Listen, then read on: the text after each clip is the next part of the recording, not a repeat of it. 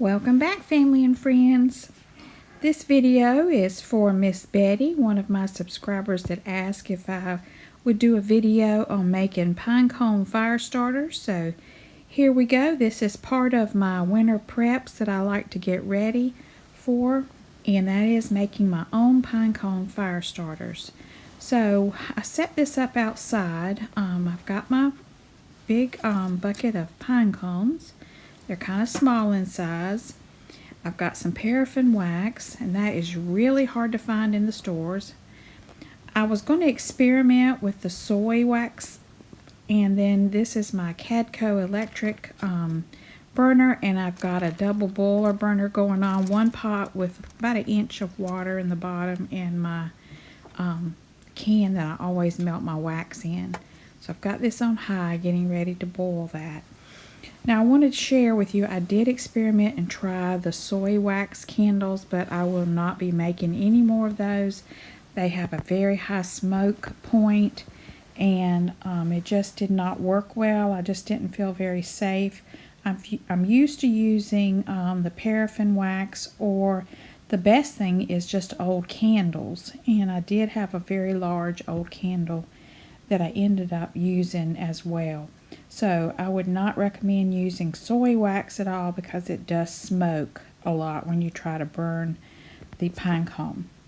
So basically I've melted the wax, and I've set up some aluminum foil to let the pine cones cool down on once I've dipped them in the wax. So in the past I've used string to dip, wrap it around the pine cones and dip, but this time I just tried tongs, and it worked perfect. There's that big candle that I had that's having a hard time burning. I don't know why, but it just keeps going out. So I thought I'm just going to melt that down, and it worked perfect. So after everything's melted, and using a pair of tongs, I just place the pine cones into the hot wax. And I would not recommend doing this around children. None of my grandchildren were here, and I just did this out on the back deck. Just dip it around in there and let it drain a little bit, and then put your next pine cone. So I typically did 2 at a time, and it worked perfect. I didn't need to worry about tying a string onto it. I just dipped it in there and turned it with the tongs, and then set it over on the aluminum foil to harden. And that's all there is to it. It's so easy.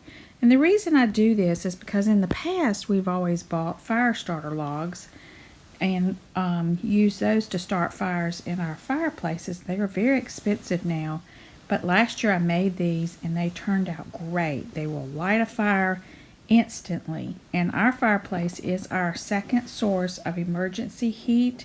If the power goes out, we can heat our house with the fireplace. So just look at this and see how quickly these pine cones will catch on fire and make a nice start to building a fire.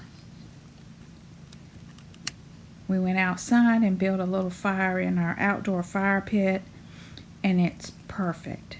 These work so good. So I did a big bucket full to have as part of my winter preps. And I'll share some more videos at a later time on all the winter preps that I like to do, because we have had ice storms and lost power before, so I just like to be prepared.